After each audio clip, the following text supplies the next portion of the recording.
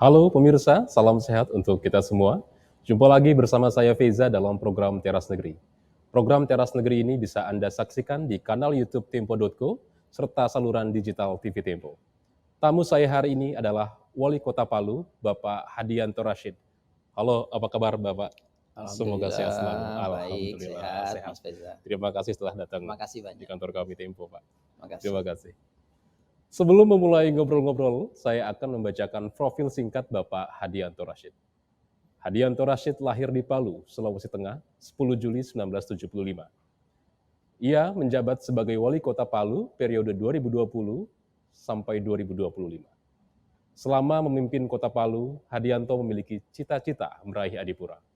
Karena itu, semangat menjadi kota ramah lingkungan tercantum dalam visi misi Hadianto sebagai Wali Kota. Pemerintah Kota Palu sangat serius dalam menangani kebersihan lingkungan. Sejak diluncurkan pada 2021, kampanye program Adipura terus digaungkan sampai tingkat kelurahan. Kampanye dalam bentuk sosialisasi dan edukasi ini mengajak masyarakat terlibat menjaga kebersihan lingkungan. Salah satu sasarannya yakni penduduk setempat untuk mendorong mereka agar lebih peduli lingkungan. Sampai saat ini, Kota Palu memiliki 48 unit mobil operasional persampahan. Nantinya, setiap kelurahan akan memiliki 2 unit mobil operasional untuk menangani sampah. Lalu bagaimana langkah Hadianto Rashid untuk meraih Adipura? Langsung saja kita berbincang dengan Wali Kota Palu, Bapak Hadianto Rashid. Pak Hadi, bagaimana dan mengapa pemerintah Kota Palu begitu ambisius untuk mendapatkan Adipura dalam waktu dekat, Pak? Jika dibilang ambisius sebenarnya tidak gitu ya. Tapi memang program Adipura ini adalah program yang kita harapkan bisa menjadi pemicu gitu bagi Kota Palu untuk berbenah, Ya. memperbaiki dirinya gitu ya. Apalagi di tahun 2020 ya, 2020, 2019, 2020 Kota Palu masuk sebagai salah satu kota terjorok di Indonesia. Maka kita berharap dengan semangat Adipura ini akan menjadi trigger gitu untuk membawa perubahan lingkungan yang lebih baik buat Kota Palu. Oke, baik. Lalu kalau dilihat ya Pak ya, untuk mencapai Adipura itu sendiri, apa saja tantangan dan solusi dalam mendorong masyarakat agar turut mendukung pemerintah dalam mencapai Adipura itu? Lalu bagaimana menggandeng seluruh masyarakat, baik laki-laki, perempuan, dan yang lainnya Pak? Jadi ada beberapa tantangan ya. Yang pertama adalah tantangan non teknis gitu ya. Nah, tantangan non teknis ini tentunya adalah human resource gitu ya. Bagaimana mengubah mindset ya. Bagaimana merubah perilaku terkait sadar akan sampah gitu ya, sadar akan kebersihan. Kemudian terkait dengan tantangan teknis. Tantangan teknis adalah fasilitas yang dipunyai oleh pemerintah ya dalam penanganan sampah di Kota Palu. Nah, kedua hal ini tentunya menjadi perhatian ya, menjadi perhatian pemerintah bagaimana menghadapi dua kondisi ini, kondisi teknis dan non teknis tadi. Untuk kondisi non teknis tadi, human resource ya. Pertama kita membentuk satuan-satuan tugas di kelurahan, membentuk ibu-ibu perempuan-perempuan Adipura ya, menguatkan kelembagaan-kelembagaan yang ada agar supaya ikut terlibat ya, dan ikut mengajak gitu komunitas-komunitas, baik komunitas anak muda ya, semua komunitas kita ikut ya, kita ajak ikut serta gitu untuk concern dalam hal ini. Kemudian terkait dengan teknis ya, tahun ini alhamdulillah ya, kendaraan angkut sampah yang tadi jumlahnya cuma sekitar 20, kemudian yang layak cuma sekian belas gitu ya. Tahun ini alhamdulillah gitu, kita sudah bisa mengadakan sekitar kurang dari 100 unit kendaraan angkut sampah. Dan insya Allah akan kita selesaikan di awal ya, triwulan pertama dari tahun 2023 ini. Tadi disampaikan bahwa setiap kelurahan targetnya 2 gitu. Asumsi kita sebenarnya minimal 2. Minimal 2 ya. Ya, minimal 2 gitu. Maksimal antara 3 dan 4 gitu. Karena kan penyebaran titik-titik gitu ya, kelurahan cukup ini gitu.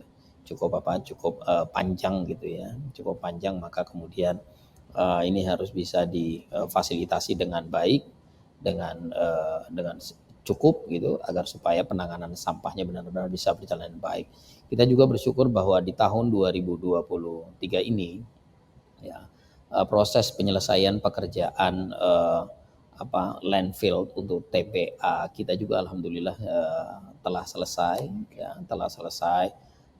Tinggal kita akan lakukan penguatannya dan berharap bahwa TPA yang merupakan TPA hasil revitalisasi ini ya sudah dapat berjalan optimal nanti di tahun 2023, sehingga ini tentunya akan semakin menguatkan gitu upaya-upaya kita untuk bisa mencapai standar lingkungan yang baik gitu ya, atau penanganan serta pengelolaan lingkungan yang baik.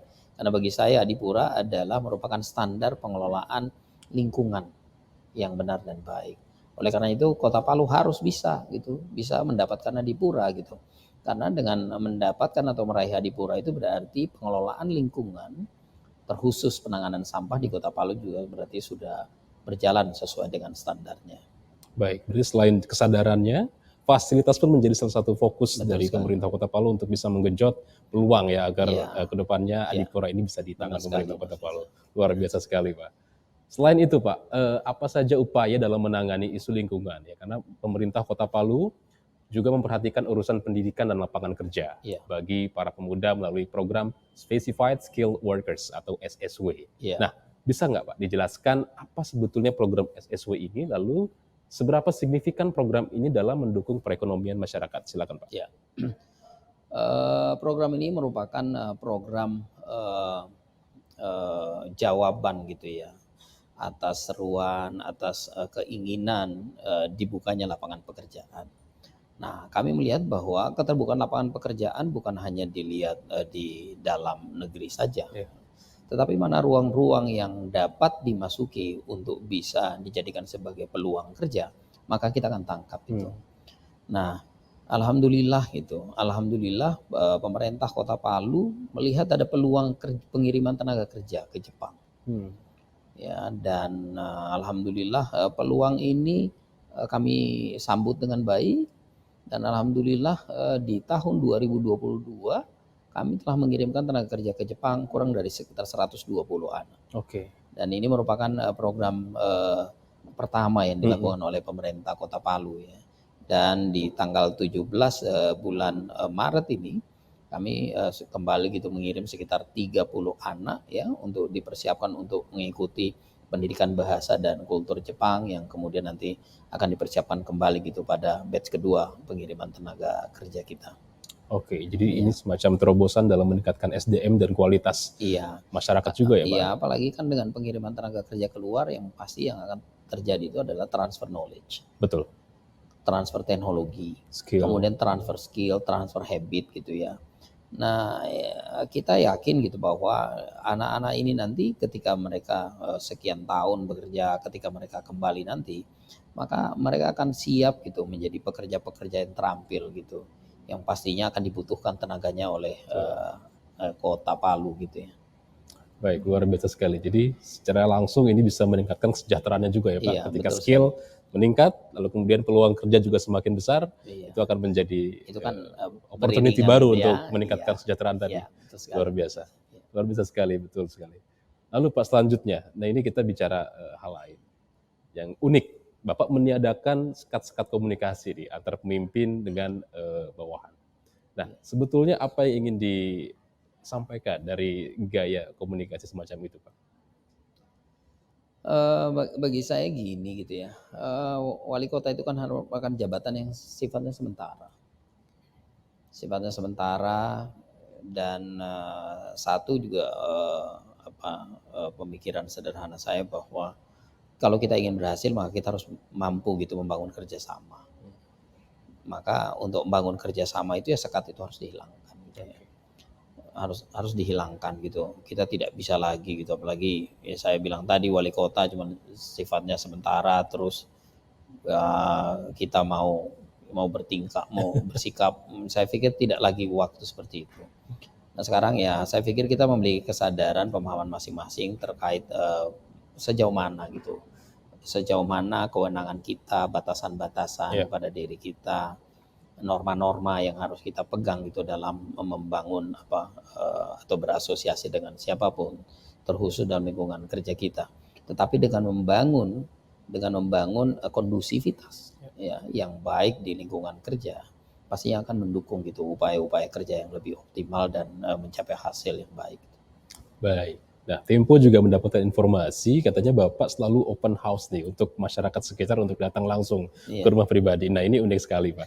Bisa diceritakan, Pak, apa yang menjadi motivasi atau landasan dari adanya inisiatif tersebut? Iya, masyarakat kan sering mengeluh gitu ya. Mengeluh ketika seseorang menjadi wali kota atau menjadi pejabat lah, sulit untuk ditemui, ya, sulit berkomunikasi dengan masyarakat, dan kemudian harus gitu pokoknya birokrasinya ribet gitu ya untuk bertemu. Nah, oleh karena itu saya membuka ruang gitu setiap hari atau selama saya berada di kota gitu ya, untuk masyarakat bisa bertemu langsung dengan saya, baik dengan janji tidak janji. Nah itu ya, itu dimulai dari jam 5:30 pagi setiap hari gitu. Jadi disilakan datang gitu untuk menyampaikan hal-hal yang perlu disampaikan, dan ini juga untuk memudahkan masyarakat gitu. Karena biasanya kalau masyarakat datang ke kantor biasanya agak sulit gitu ya, karena kan ketika di kantor pekerjaan-pekerjaan dinas itu cukup banyak gitu ya, sehingga biasanya cukup lama buat mereka nanti ngantri, menunggu dan lain sebagainya. Tapi ketika misalnya mereka datang 5:30 pagi ya kita langsung terima, ya saya pikir juga mempercepat gitu, sekaligus juga ikut membantu saya gitu, ikut membantu saya mengidentifikasi masalah apa yang ada di tengah masyarakat gitu, sehingga bertemu dengan masyarakat di pagi hari sangat membantu gitu, sangat membantu juga perencanaan kerja untuk hari itu. Luar biasa, jadi menjadi awal mula dari untuk menjalani pekerjaan di hari-hari ya Pak ya. Nah, kalau boleh tahu Pak, karakteristik masyarakat Palu itu sendiri seperti apa dan apa sebetulnya yang menjadi harapan Pak Hadi terhadap masyarakat? Kalau ditanya karakternya seperti apa, sama aja deh masyarakat yang lain gitu ya. Ya masyarakat kan berharap ketika mereka sudah memilih pemimpinnya ya, maka mereka berharap mereka mendapatkan perhatian. Ya mereka mendapatkan perlakuan yang baik gitu ya. Ya saya pikir seperti itulah umumnya masyarakat. Baik. Lalu harapannya nih Pak terhadap masyarakat Kota Palu, apa yang ingin disampaikan? Ya saya berharap bahwa saya bersama masyarakat Kota Palu semakin bisa padu gitu dalam kesepahaman bahwa Kota Palu harus gitu bersama-sama bisa dibawa cepat maju. Bahwa tidak ada hal yang tidak bisa kita selesaikan selama kita mau bersama-sama untuk itu, dan kemudian tak ada gading yang tak retak. Ya wali kota pun banyak kekurangannya, maka saya membuka ruang bagi masyarakat agar supaya silakan gitu sampaikan kekurangan itu untuk kita perbaiki gitu, bukan kemudian kita mencari kekurangan, mencari celah kemudian kita untuk menjatuhkan. Karena akan merugi gitu ya kalau kemudian kita menghabiskan waktu untuk sesuatu yang hanya untuk ya saling mencari hal yang tidak baik dan kemudian tidak solutif terkait dengan itu. Baik, terima kasih Pak. Lalu kemudian Pak Hadianto ini kan juga memperhatikan kebutuhan para nelayan di Kota Palu ya Pak. Apa saja langkah pemerintah dalam meningkatkan kesejahteraan para nelayan Pak? Alhamdulillah kita punya program pengadaan 1000 perahu. Oh 1000 perahu. Ya 1000 perahu. 1000 perahu ini karena hitungan sebelum tsunami jumlah nelayan kita itu sekitar 800 lebih. Ya. Nah, setelah tsunami ternyata teridentifikasi jumlah nelayan kita sekitar 300. Maka nelayan yang jumlah 300 ini kita coba fasilitasi mereka dengan pengadaan perahu dan kapal. Ya, di tahun 2022 kemarin untuk launching pertama kita memberikan perahu sekitar 70 perahu dan kemudian 5 kapal. 5 kapal. Nah, program ini merupakan program yang juga baru di kali ini gitu dilakukan oleh pemerintah Kota Palu dalam bentuk pemberian kapal. Jadi sehingga kalau perahu kan bisa dimanfaatkan di kawasan teluk gitu ya. Kalau kapal bisa dipakai untuk keluar teluk gitu ya. Nah, ini berjalan terus. Tahun ini kita kembali juga akan berikan jumlah yang sama. Sehingga dalam periode saya nelayan Kota Palu insya Allah bisa mendapatkan semua kebutuhan mereka. Nah, kita tidak hanya memberikan perahu saja, tetapi semua dengan fasilitasnya. Betul. Ya, fasilitas termasuk mesin dan alat tangkap. Begitu juga dengan kapalnya. Ya, kapal juga begitu. Jadi kapal dengan fasilitasnya untuk memastikan bahwa apa yang kita lakukan ini betul-betul berjalan gitu ya. Karena kita berharap bahwa outcome-nya sesuai dengan apa output yang dikeluarkan. Baik, luar biasa sekali. Jadi itulah bentuk dukungan terhadap para nelayan ya Pak ya, untuk tetap meningkatkan kesejahteraan mereka. Betul juga sekali. Tentunya. Baik Pak Hadi, kita sudah ada di penghujung acara. Saya persilahkan kepada Bapak untuk memberikan pernyataan penutup atau closing statement atau harapan Bapak sebagai wali kota untuk kemajuan Kota Palu. Silakan Bapak. Saya bukan cuma berharap gitu ya, saya dan beserta seluruh masyarakat Kota Palu gitu, semua unsur, semua komponen yang ada di Kota Palu saat ini betul-betul berusaha untuk bekerja sebaik-baiknya buat kota kami. Dan berusaha bisa setiap waktu gitu membawa perubahan, kemajuan untuk kota. Dan saya sangat bersyukur ya dalam waktu 4 tahun pasca gempa gitu ya, dengan kerjasama yang luar biasa ya, semua masyarakat yang ada di kota Palu hari ini menunjukkan perubahan yang cukup baik. Alhamdulillah. Ya, Palu menunjukkan perubahan yang cukup baik dan kita semakin bersemangat untuk itu. Dan ya moga-moga ini terus terjaga dan kemudian akan menjadi catatan yang baik sehingga nanti bisa menjadi contoh yang baik buat amin. Ya buat siapapun di kemudian hari yang akan membawa kota ini. Amin, amin. Luar biasa sekali. Baik, terima kasih atas pernyataan penutupnya Pak Hadianto. Pemirsa, Teras Negeri akan kembali berbincang dengan sejumlah kepala daerah yang banyak memberi inspirasi untuk kemajuan negeri.